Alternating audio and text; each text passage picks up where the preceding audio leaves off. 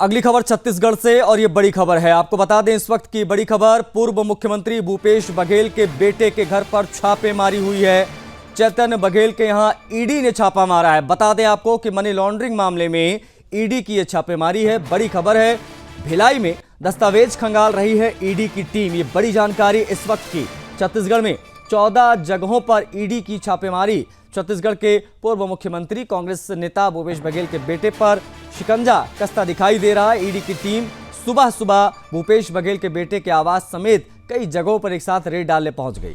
भूपेश बघेल के बेटे के घर पर चल रही छापेमारी, मनी लॉन्ड्रिंग के मामले को लेकर जांच हो रही। ईडी शराब घोटाले से जुड़ी मनी लॉन्ड्रिंग मामले में छत्तीसगढ़ में कई जगहों पर छापा मार की कार्रवाई कर रही है। सर्च ऑपरेशन जारी है। भूपेश बघेल के बेटे चैतन्य बघेल के यहाँ ये कार्रवाई हो रही है।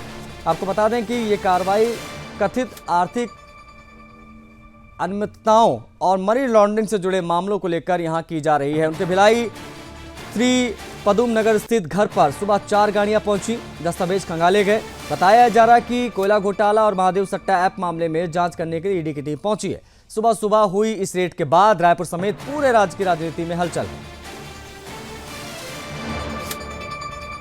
ब्यूरो चीफ छत्तीसगढ़ योगेश मिश्रा हमारे साथ कनेक्ट हो गए। योगेश, ये बड़ी कार्रवाई कही जा सकती है। ईडी ने एक साथ कई जगहों पर छापा मारा है। किस प्रकार की एक्शन इस वक्त दिखाई दे रहा, क्या जानकारियां, क्या अपडेट्स निकलकर सामने आई?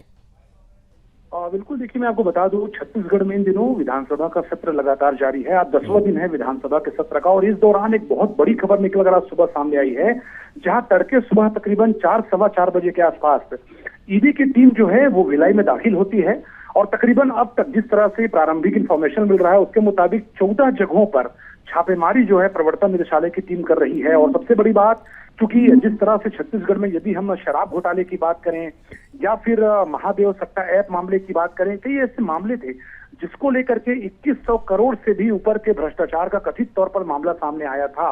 ऐसे में ये कहा जा रहा था कि इस मामले से जुड़े हुए हर एक व्यक्ति पर ईडी शिकंजा कसेगी। और इसी कड़ी में आप देखिए, एक तरफ विधानसभा का सत्र चल रहा है और दूसरी ओर भिलाई में ताबड़तोड़ कार्रवाई जारी है। अभी मैं आपको बता दूं, जैसे ही विधानसभा का सत्र शुरू हुआ, 11 बजे से प्रश्नकाल शुरू होता है विधानसभा का, और प्रश्नकाल शुरू होते ही जो कांग्रेस के विधायक हैं उन्होंने सीधे तौर पे हंगामा करना शुरू कर दिया है। ये माना जा रहा है कि जिस तरह की कार्रवाई भी कर रही है, जिस तरह के मामले आज सुबह सामने आए हैं, उससे विधानसभा की कार्रवाई भी आज बहुत ज्यादा प्रभावित हो सकती है। यानी कि जो कांग्रेस के विधायक हैं वो प्रयास करें कि आज कार्रवाई ना चल पाए। तो कुल मिलाकर के सुबह से ही ताबड़तोड़ कार्रवाई हो रही है और ये माना जा रहा है कि बहुत सारे दस्तावेजों को खंगाला जा रहा है, एविडेंस इकट्ठा किया जा रहा है और ये माना जा रहा है कि इस मामले को लेकर के अभी ईडी जो योगेश, इसमें चैतन्य की क्या इन्वॉल्वमेंट? एक चीज ये, क्योंकि यहाँ पर बात हो रही है कि महादेव जो सट्टा ऐप था, जिस प्रकार से उसमें घोटाले हुए थे, उसको लेकर भी चीजें यहाँ पर दिखाई दे रही हैं। देखिए मैं आपको बता दूं, जब छत्तीसगढ़ में 2018 से लेकर 2023 तक कांग्रेस की सरकार थी जी, तो मुख्यमंत्री भूपेश बघेल उस समय थे और उनके बेटे चैतन्य बघेल को लेकर के लगातार ये मामला सामने आता था कि चैतन्य बघेल का जो संबंध है वो बहुत सारे ऐसे कारोबारियों से है जिसको लेकर के भारतीय जनता पार्टी समय समय पर सोशल मीडिया के जरिए और मीडिया के जरिए सवाल उठाती थी। और जैसे ही 2023 के आखिर में भाजपा की सरकार बनी छत्तीसगढ़ में, तो खुले तौर पे चैतन्य बघेल पर एक के बाद एक हमले करना बीजेपी ने शुरू कर दिया था।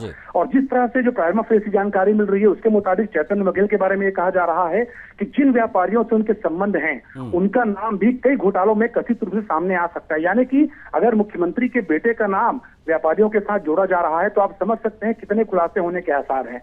क्योंकि आज सुबह से कार्रवाई चल रही है, थोड़ी देर बाद हो सकता है ईडी कुछ ऑफिशियल स्टेटमेंट भी जारी कर दे, लेकिन फिलहाल प्रारंभिक तौर पर यह माना जा रहा है कि ईडी जो है और कई चौंकाने वाले खुलासे इस कार्रवाई के जरिए कर सकती है। अच्छा, इस पर भूपेश बघेल की क्या कोई प्रतिक्रिया आई? क्या वर्जन उन लोगों का है इस पर? देखिए, जैसे ही आज ईडी ने कार्रवाई करना शुरू किया है उसके बाद भूपेश बघेल ने अपने सोशल मीडिया हैंडल में जो है इस कार्रवाई को पूरी तरह से पूर्व नियोजित बताया है और कांग्रेस के नेताओं का स्पष्ट कहना है कि केंद्र सरकार के इशारे पर कार्रवाई हो रही है। हालांकि ये पहली बार ऐसा नहीं हुआ है। जब भी छत्तीसगढ़ में केंद्रीय एजेंसियां कार्रवाई करती है तो सीधे तौर पे कांग्रेस के नेता खुले तौर पे प्रधानमंत्री मोदी और गृह मंत्री अमित शाह पर निशाना साधते नजर आते हैं। लेकिन ये सच है कि छत्तीसगढ़ में जिस तरह के करप्शन के जो मामले सामने आए थे उससे सीधे तौर पे अभी भी कई ऐसे लोग हैं, चाहे तत्कालीन मुख्यमंत्री भूपेश बघेल के उप सचिव सौम्य चौरसिया की बात करें, वो जेल के अंदर हैं। कई ऐसे बड़े व्यापारी रहे हैं जो जेल के भीतर हैं, कई आईएएस रहे हैं जिन्होंने सरकार में बड़ा काम किया, वो जेल के भीतर है। तो आप समझ सकते हैं कड़ी दर कड़ी जुड़ती गई है और ये कारवां माना जा रहा है बढ़ता जाएगा।